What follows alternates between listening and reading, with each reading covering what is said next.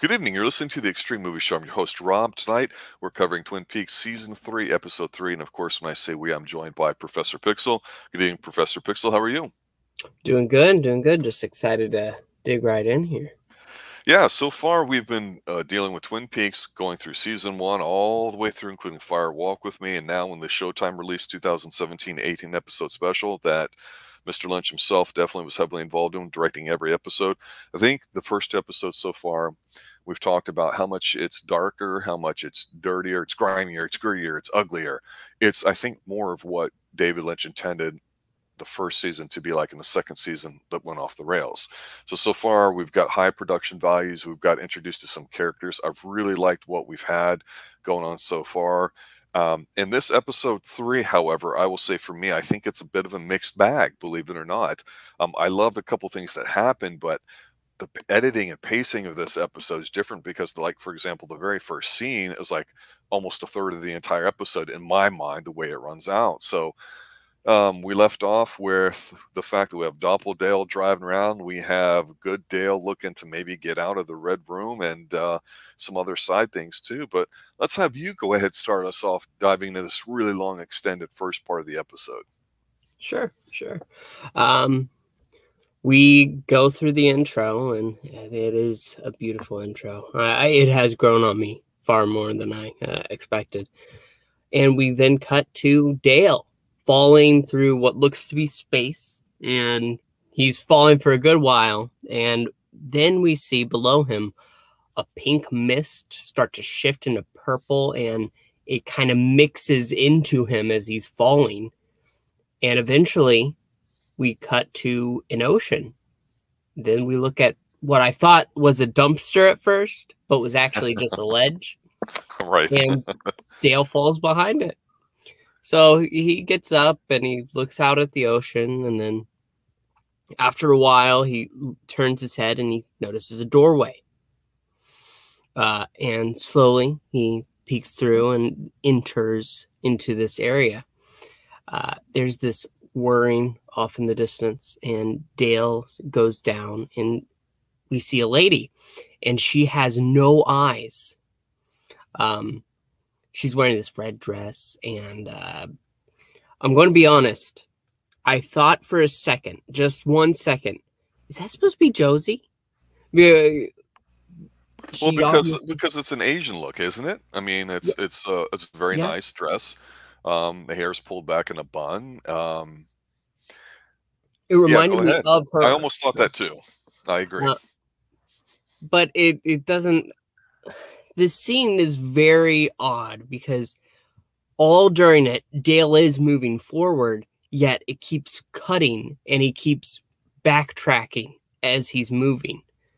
And he starts asking where they are, and she starts to speak, but you can't tell what she's saying. And eventually she says to be quiet. And we look through this door, and it looks like there's like 3 white lights at the end of it. I couldn't tell. It's like in the left-hand corner of this doorway, and she tells him to shush. He looks around, and he notices a vault that he moves towards. It reads 15. I suppose it's supposed to mean something. Eventually, the lady gets up, and she's using her hands to move, grabs onto him and motions him to stop and leads him down another hall. The two go up a ladder, and this is where it gets really trippy, even though it's been trippy all along. They are on this small metal box with this antenna sticking right out of it that she goes to. And she grabs a lever and she pulls it. The purple fades. It's all normal, and there's no more cutting in time. That's the best way I can describe it. As she, with pulling the lever, she shocks herself and she flies off the side of the box, and she falls down into space. Dale tries to grab her, but it's too late. But this leads to Dale watching all around, and then As he's looking down, we see a face in the endless voice. In the endless void, sorry. And it says Blue Rose. It looked a little bit like Garland Briggs, but I'm I pretty think sure it's supposed to be Garland Briggs. Okay. No, well, Yep. that's cool. But I couldn't be sure with how we could see him. Dale, from there, quickly climbs down and shuts the door and returns to the previous room. As he looks at the vault, it now reads 3 instead of 15. And if you look on the table, guess what's there? A blue rose.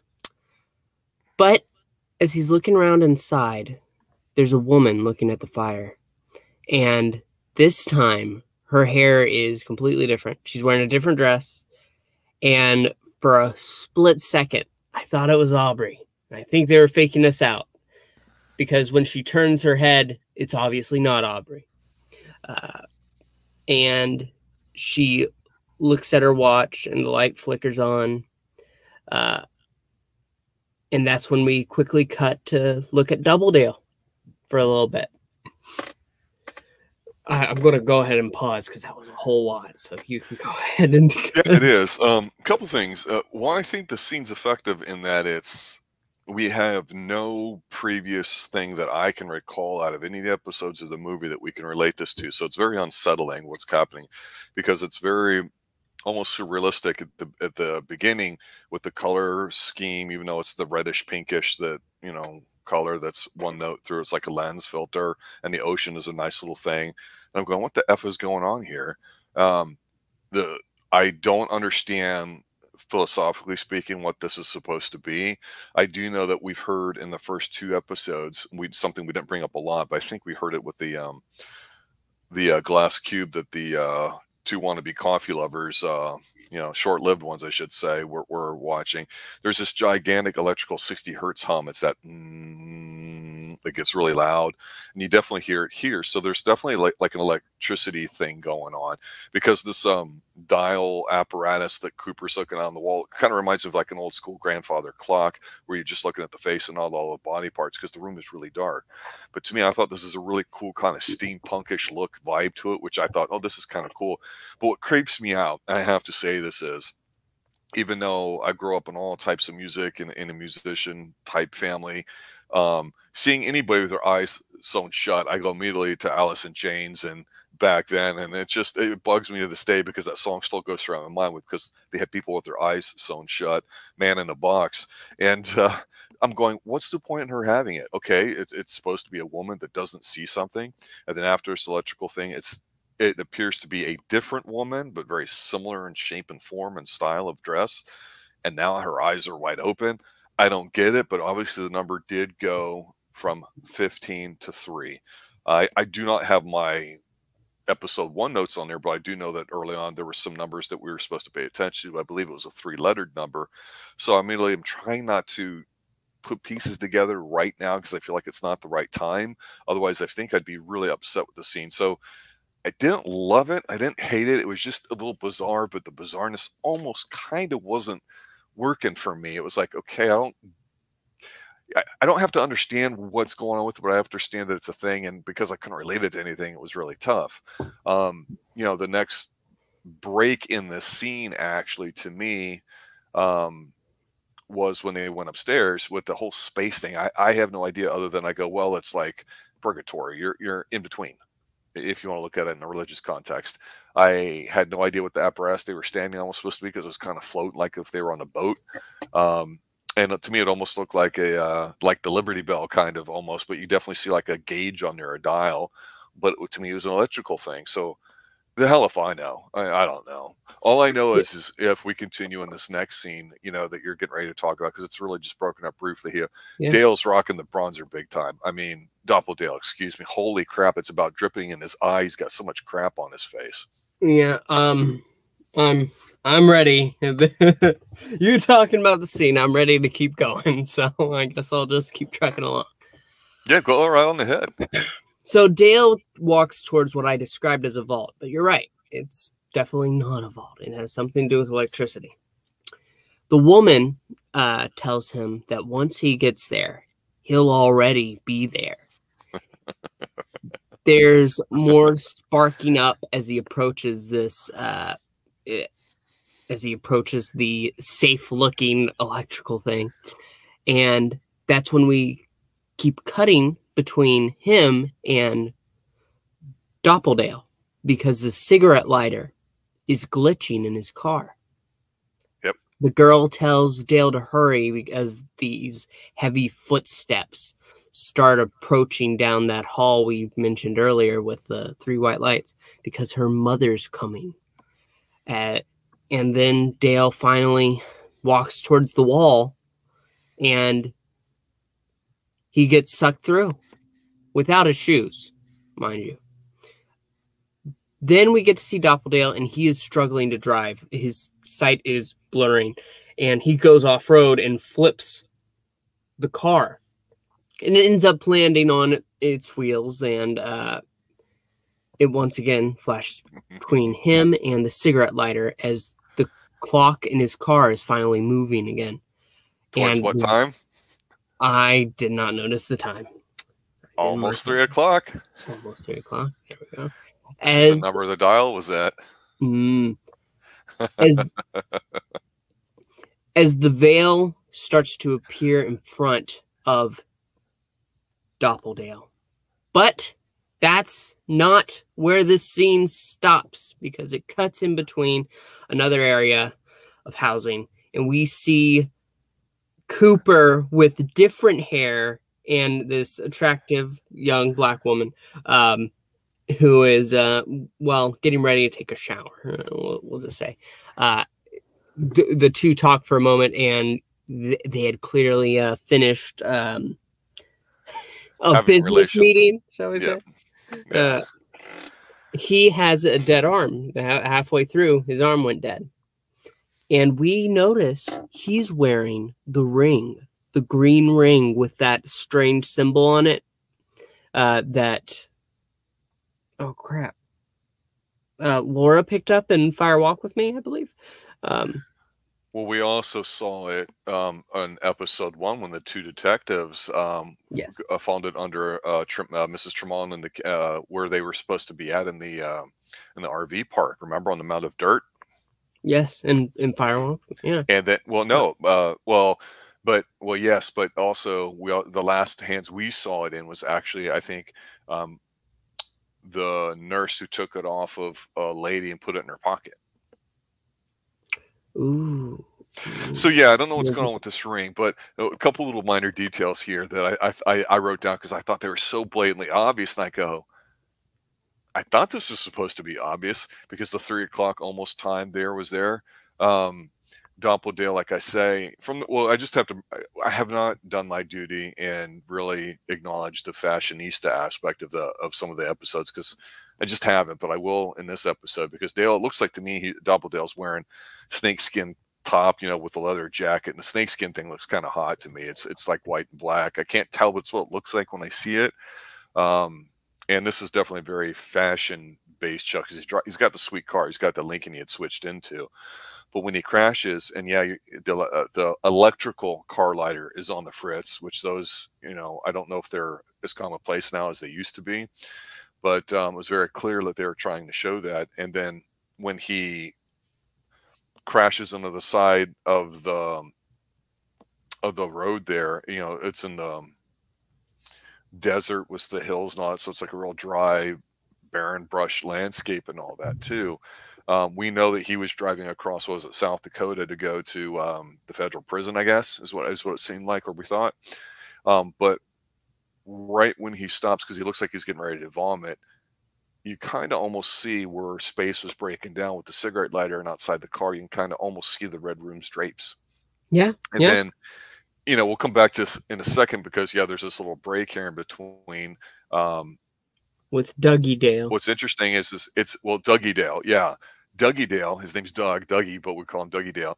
He's in like this fairly new residential development of 2-story homes that look, spacious and far apart, and it's very quiet. And there's a picture of a loving family holding each other, and it's, selling you, hopes and dreams of the future, sort of stuff like that.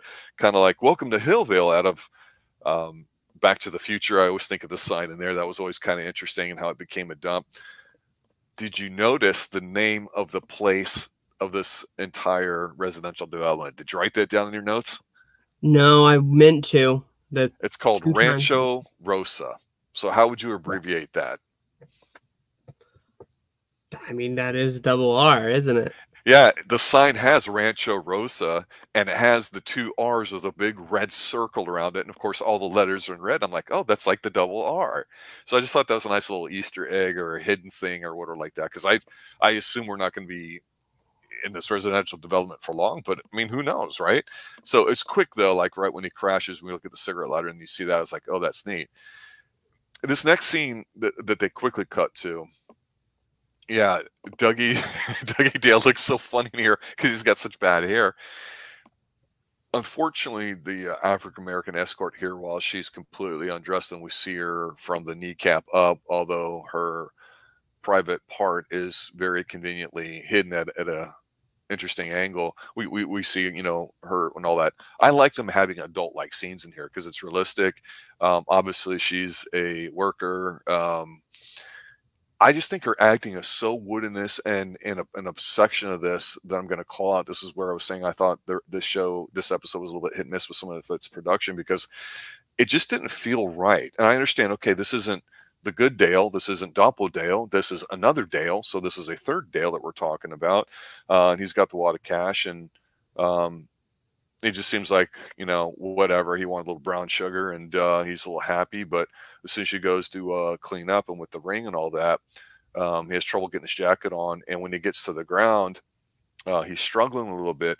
We actually cut back to doppelDale in the car, like I say, but we see a more intense version of the red drapes going around, and we see it's definitely the drapes. It's not flashes of whatever. Yeah. It is, of course, oh, this must be the time that he's trying to avoid, because he said he had a plan for not wanting to go back. We know that. And so he's got some master plan going on. We know it's related to Principal Hastings. We don't know what it is.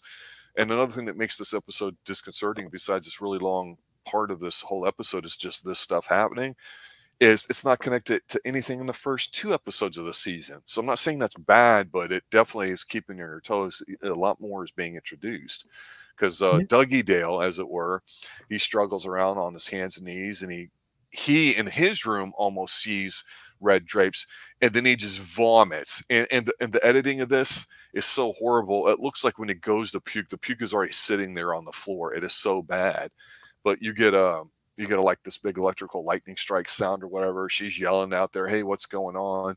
We see doppelDale kind of puking himself, and you know what he's puking up, right? Cream corn.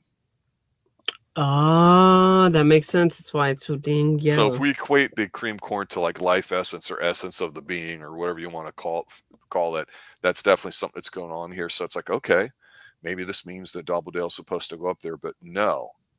If you continue watching the scene, and I'll hand it over to you in a moment, Dougie Dale is now in the red room. And all I want to say is this, because it's the only thing I have to say about the scene, which I'll let you take over from here. Dougie Dale in the red room being stared at by the one-armed man. He looks a little bit like Wolverine, just in the face and the way the hair is. That's all I'm going to say. He's got that look of Hugh Jackman for a minute. It's just the hairstyle, the hairpiece. It's really weird looking. Okay, I'm done. I'm not sure about that, but Dougie Dale, yeah, he's sitting there in the red room, and he says that he feels funny and asks what's happening. The Wonder Man explains that someone manufactured him for a purpose that now has been fulfilled. And we see his hand, Dougie Dale's hand, start to shrink as the ring falls off before he, looking at the one-armed man, turns into black smoke with a golden ball coming out. And then he shifts into a kind of rock, it seems. It's kind of hard to tell. All that's left, though, eventually is one little gold ball in the chair. And then we move across the room, across the floor, and to the table. as the one-armed man picked up the ring and set it on the table, which reminds me of Fire Walk with Me. I'm just saying, because time is weird. But from there, we then go back to the real world. The vomit is on the floor, and out of the outlet. It's like fake vomit. It's so bad looking. It's all chunky with corn pieces sticking out. It's very gross. Dale comes out of the outlet. That's all we can say. It's like electrical smoke. Yeah. And then the girl keeps asking him questions as she comes out, and he's on the floor in shock. Eventually, she says, after saying, "What are you doing? Where'd you get that suit, Dougie?" "Oh, Dougie, Dougie." If she said Dougie one more time, I was going to freak out. But she does. She says they have to get out of there. So she helps him up. They get out. And as they go outside, she's like, "You need to get your shoes on." And asks where they are and asks him to go get them. He's just staring. So she goes and she gets the shoes and she gets them on Dougie. "I don't know what's wrong with you, Dougie," but eventually she asks, "Wait, do you have your keys?" So she digs into his pockets, and what does she find but a hotel key for the Great Northern? Yes. Yes, that was great. But it's not the car. So she says that she'll drive him. So she takes him away, and we see another car. A person pulls up behind it where Dougie's car was left. And it seems that Doug was in trouble with these two. That's what I'm going to say. And he stops, he stares, and he says into a device, "The car is still here." But it looks like Doug might be in the other car. This guy's got a sweet ride and a sweet jacket as well. He's got the Chevy SS Camaro from back in the day, pure muscle car. Oh man, this thing is awesome. And he's got a jacket almost on a level of Big Ed. I mean, this thing is sweet. It's buttery. It's a slightly different color. It's more of a cinnamon-based look and tone, but it's phenomenal. Unlike the other scrub that's with him, his partner. Yeah. From there, we cut back to the car, and this woman, I wish I could remember her name. I can't. She tells Dale that AAA will help you, Dougie, and he ends up just repeating random things that like help, and he is clearly not in his clear state of mind, but he ends up dropping the keys after one moment, looking at the Great Northern keys, and he goes ahead and he like leans over to go grab them. At that moment, the partner that the guy in the car was talking to pulls out a sniper rifle and goes ahead and looks in the car. We don't see Dale because Dale is leaning down trying to grab the keys, and they were trying to snipe him.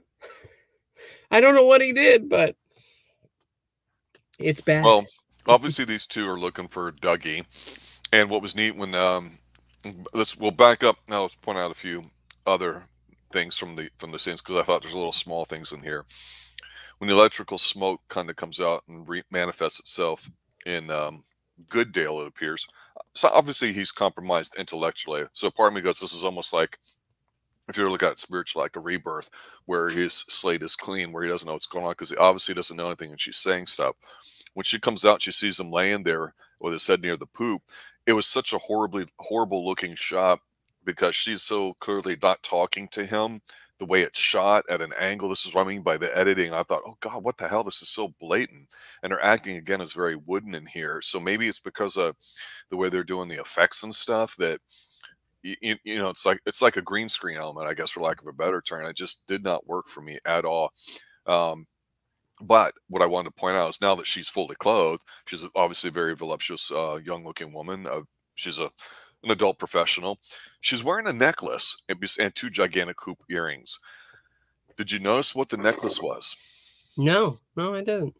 Okay, it's like a hand, reaching downward, like from like the wrist down, and the hand is grasping a diamond ring.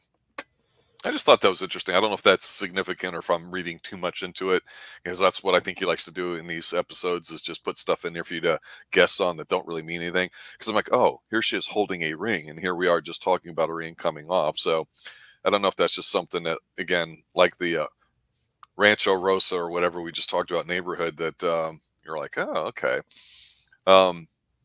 It did disturb me, though, when she walked out to drive, because obviously he's medically compared. I thought, oh, she could rob him, she could do whatever. But obviously Dougie's a pretty chill, pretty reliable client, let's say. John, for the layperson back in the 80s.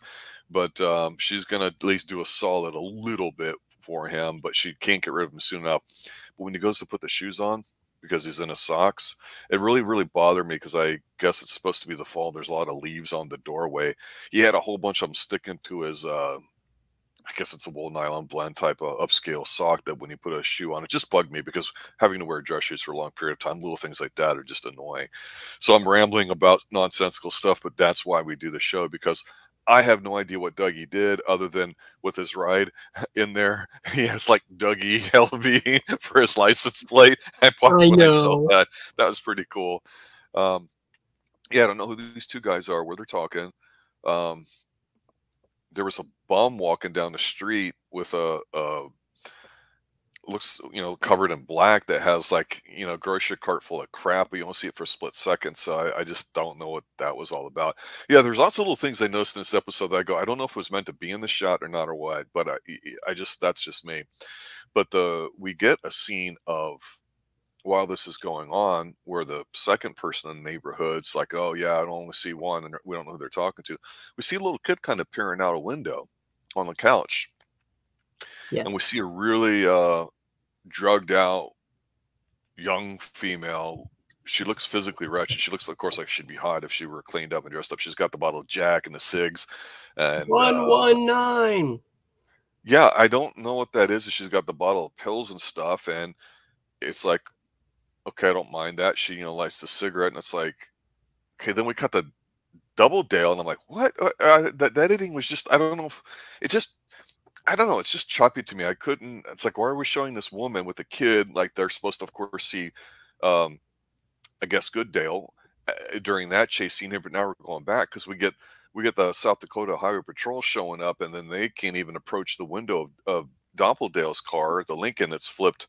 It's flipped over. Going up the side of a hill, but now it's back. And they just call the paramedics and say, hey, bring gas masks or whatever, and they're getting ready to vomit.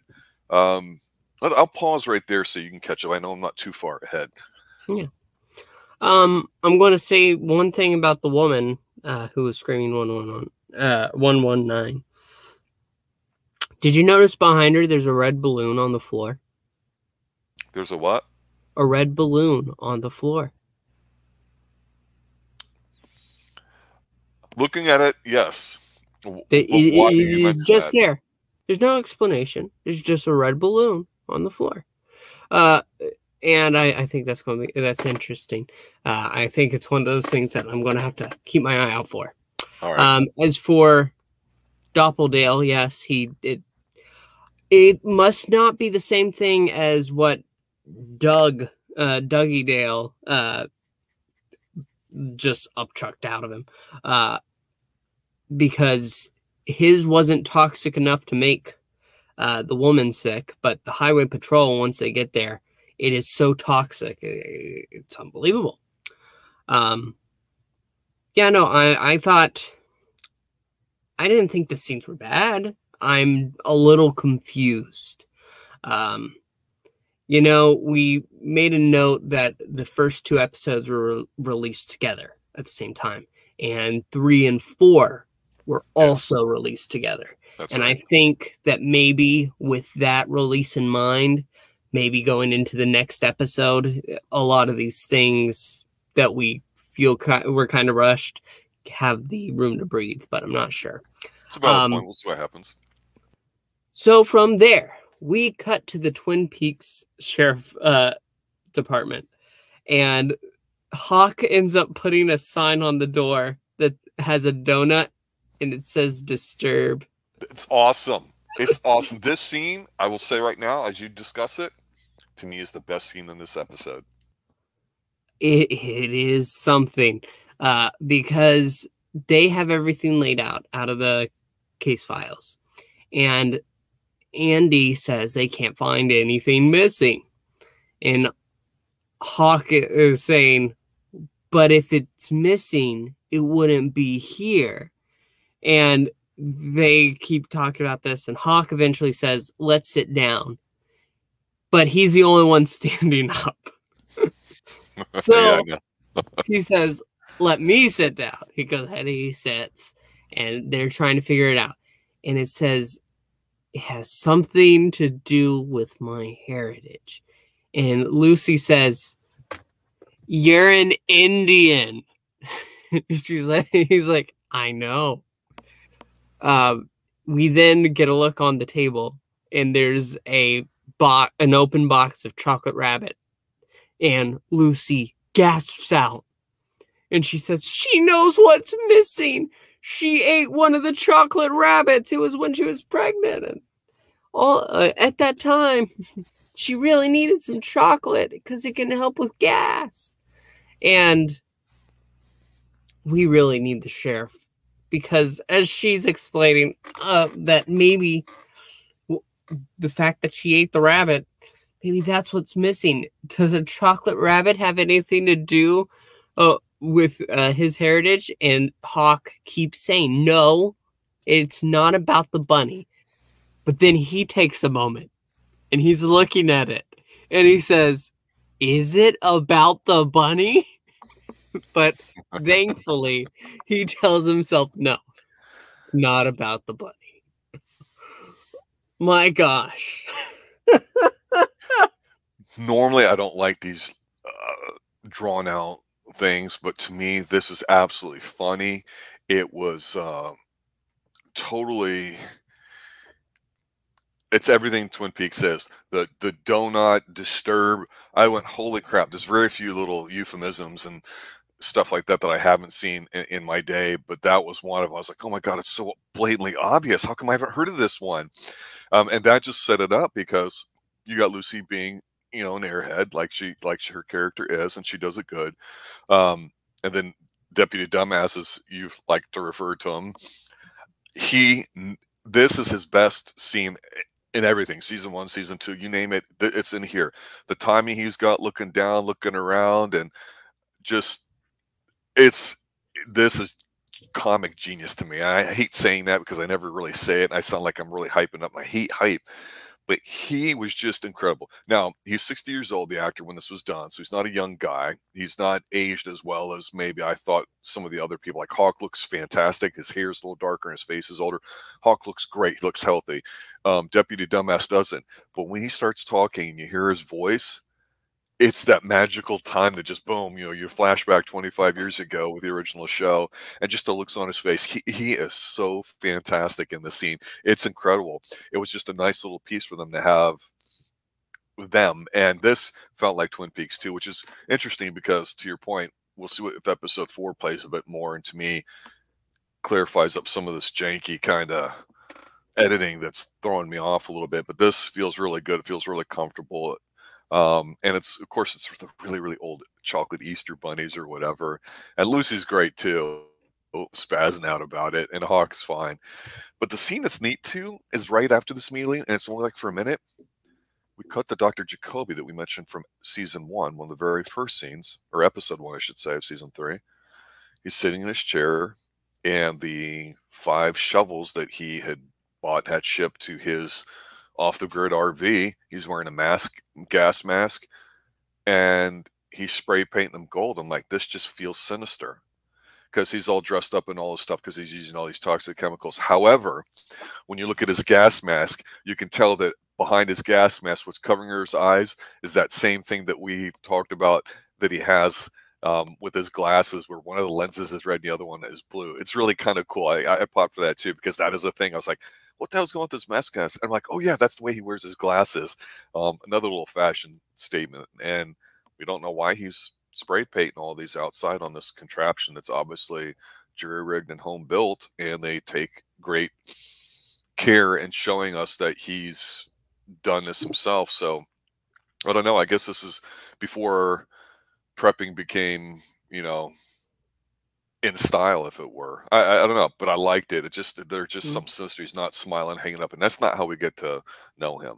And that's it before we get to the really poorly worded Silver Mountain Casino that looks like 1992 graphics on Sci-Fi Channel. But let's let you interject right now before moving forward. No, that small scene with Dr. Jacoby, I don't know what his golden shovels are for. it feels so random, but I'm just gonna have to wait and see. Do you want me to take the casino? I'll start the casino off by saying they're going to this really beautiful looking, is it about a 10, 12 story casino, the Silver Mustang. She's dropping him off, and she basically says, hey, go get help, go call people to help you, but, you know, get out of the car. Here's $5 and drives off. I just thought this is funny. It's like she's kicking the guy off to the curb rather than the other way around. I don't know why, but I thought this was funny. But this is yet another really long, drawn out scene where good Dale, I guess, with his compromised mental faculties, takes about a minute to figure out how to get through the rotating door and doesn't really quite figure out. He just kind of gets bumped through it, and then the magic happens. But yeah, you take over. Well, I'm going to make one mention.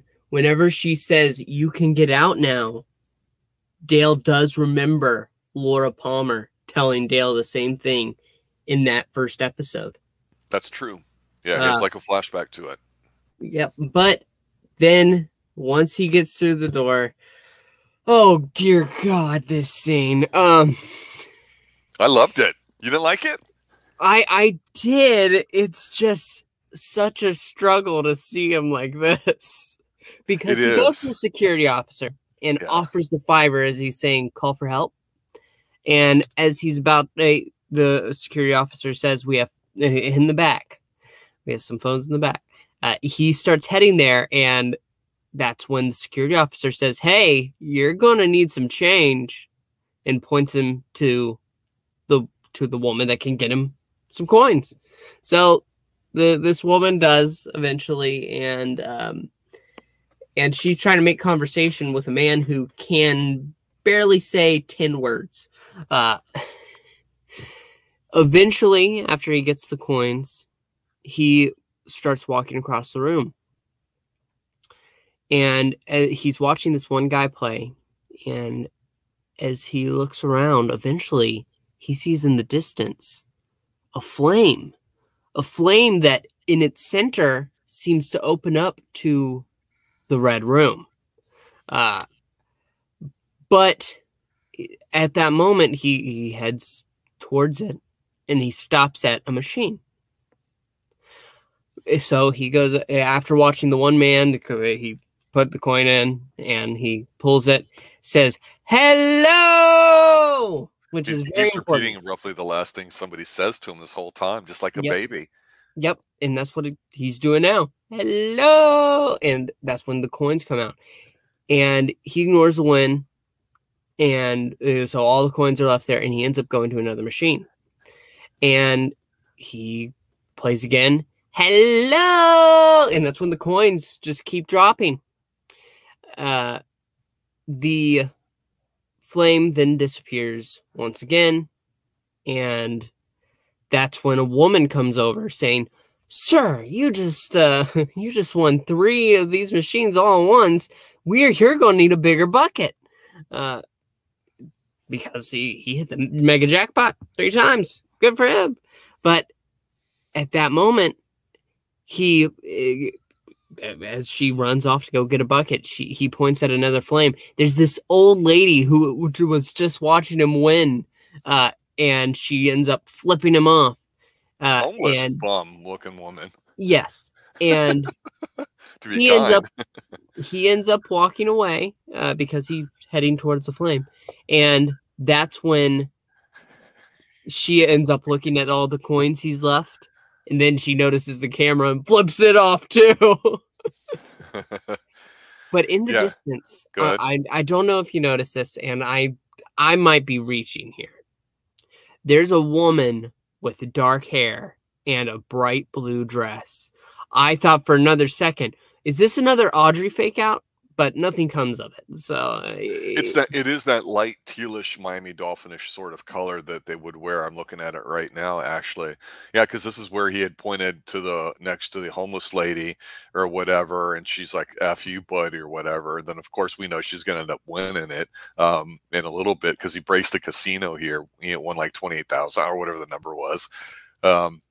Yeah, the one thing I thought that stood out too, because you're pointing out background stuff, is on the first machine that he wins. A guy walks up behind, was like, "Hey, you really broke that thing," and I'm like, yeah, there was some weird like homoerotic vibe to it or something. I'm like, that's kind of weird because right now, good Dale, baby brain Dale is like IQ at 80, and we're okay, he's gonna get robbed, I guess. But nothing ever happens with this guy. And to your point, the one in the back, those little subconscious things that maybe we don't consciously see, but our brain is telling us something too. Because when he breaks the next one, the homeless lady, she does it, she gets happy. We get to pretty much our final scene of the movie, and we're at Philadelphia with a beautiful overhead shot of the Liberty Bell, and we see some familiar faces and some not familiar faces sitting around the table. Why don't you close us out with that? all right. FBI headquarters. We see Albert and Gordon Cole. There's a case they're discussing, and it includes an item that somehow involves two pictures that each show lovely women in kind of exposed I don't know clothing. if there's the hot blonde, and then there's the two ladies laying down. Those reminded me of Doublemint twins because that was a popular gum commercial around the time of when Twin Peaks originally aired. So I don't know, but that's immediately what I thought of because it looked like very 80ish. And of course, the old canning jar full of looks like dried lima beans, and they cannot divulge the name of the person because it's against national security, but these clues are supposed to lead to it. It's really stupid. Yep, and a little boy in a little Navy outfit. Don't forget that. Yeah, but oh well, Cole, and the gun. Cole says, "Okay, let's get to work on this." The bunch of you clear out, except one lady. I believe her name is Tammy, and they have another case to discuss. And that's when after those that remain, they go ahead and turn on the teleprompter. Why? Because they're showing a picture of Sam and Tracy with them. They're just torn apart, torn to shreds. It's really disgusting. And oh gosh. But they don't know what killed him. There's no DNA. There's nothing. Albert asks, but there's nothing they can get. And eventually, after Cole says, "What the hell?" Because they don't know what happened. They don't know why they're there. They know that there's footage of this box, but they don't know what it's for. And the only footage they have is from one camera, and that's all there is. All those cameras set up, only one captured the mysterious figure that tore this couple apart. But Gordon Cole has a call on the phone, and apparently it's Cooper. He tells Albert, "Come on," and they quickly go to his office. Cole picks up and he gets the information and sets an appointment for 9 o'clock sharp. They are going to South Dakota, Black Hills, South Dakota, and Tammy is coming along. They apparently found Cooper, and this is where they're heading. Yeah, couple things. The Tammy or Tamara or whatever we're gonna end up calling her, stunning, gorgeous, beautiful woman in her outfit. I mean, she just looks so professional in here. It's insane. It's like I don't know how Lynch finds them, but damn, he can. I know beautiful women are a dime a dozen, but put together so elegantly and competently, professionally, I think he's deliberately making women look very strong in his in the show. What I wanted to point out though, besides it seems like just based off the interaction, how professional she seems, that she's going to be a bit more of a major player because she's with the two main guys we know. But there's two shots in here that really stick out to me. One, and I'm not even talking about the footage that you just discussed there too. We know that that's central to it. When he's getting the phone call about it being Cooper, the way it's shot, you see him and Albert standing across from each other where you can read the name on his desk. And behind his desk, of course, is his seat. But above it is this gigantic, huge shot of an atomic bomb going through its first stage where you get like a ring or two as it goes up. I forget what those are all called. But it's very deliberate and very well, it's not. It's basically starting to cap like one, yeah. And if you keep watching, what happens is you get like one or two rings. There's a physics thing behind it where all this happens, it occurs. But I'm going, why the hell does Cole have this gigantic, huge, massive, almost covering the entire wall picture photograph of an atomic explosion going off?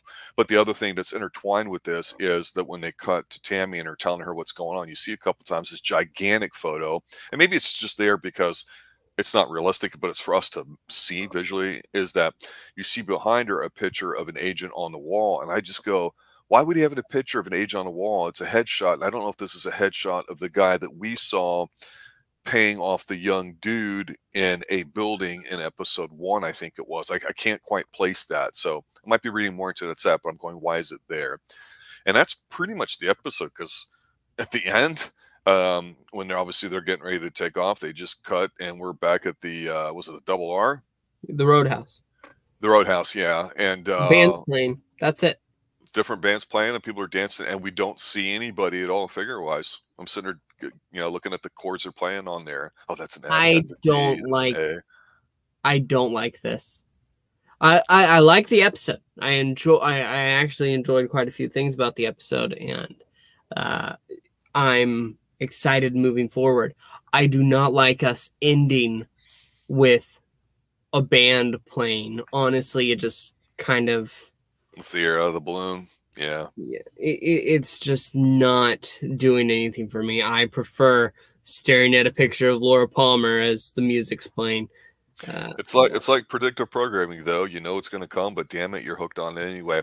And here they've had music ending, and it's been different artists. So I don't have a problem with that. The theme continues, but it can take away from whatever you're in, because it's like, holy crap! Now we're tying Cooper into the FBI, and they're going to be back on it. And we haven't talked about Principal Hastings at all, which I thought was great. So I like some of the lines that they're set up here. Again, it's 18 episodes, so we've just done 3 of them. We've got 15 more to go. We've got time. I think we'll do well with it. Remember, we're just setting up stuff, so we think maybe 2 or 3 more episodes sets up the rest of the season in terms of characters and plots. We'll see what happens with it too, because yeah, very unsettling episode in terms of, like, to me, like how it was edited. And to your point, maybe because it was dropped the same time as 4, it was edited in such a way to make sense of being one episode 3 and 4 combined rather than individual ones. So I'll give it the benefit of the doubt because of how much it's earned getting back on track these couple episodes. But I enjoyed it. I thought the first 2 were tighter. What's your final take for this episode? Overall, there were a lot of solid elements. I'm interested in seeing where it's going. On its own, I could see where this is definitely one of those episodes you don't want people to see for the first time, because this is trying to get Cooper back to Earth, but I think we might have some struggles in getting him to get his faculties in order. No, let's just say it like that. I do like the what they're doing with Cooper. We'll talk more about that in the next episode. And there you have it, ladies and gentlemen. Just want to say, give a shout out to some of the people who are joining us on the Facebook page, Xtreme Movie Show. You go check that out too. I've had a few reach out to me and talk about some of the things with Twin Peaks. I think honestly, one of the big things here is that even though I've seen seasons 1 and 2, you've never seen any of these. I've not seen season 3 at all. This is the first watch for me and for you. But you being the millennial man, the young 20-something there, I think it resonates with a lot of people that are reaching back in time to try to find something. And Twin Peaks is a very artsy kind of show for it. So it's definitely neat that we're getting a new generation of fans that are interested in this show rather than the older fans like myself that are part of it. It's kind of neat that both worlds are crossing. All right, guys, for Professor Pixel, everybody involved here at the Extreme Movie Show, I'm your host, Rob, saying thanks for listening to Twin Peaks Season 3, Episode 3. We'll catch you next week as we continue on Extreme TV. Have a good night, and as always, stay extreme.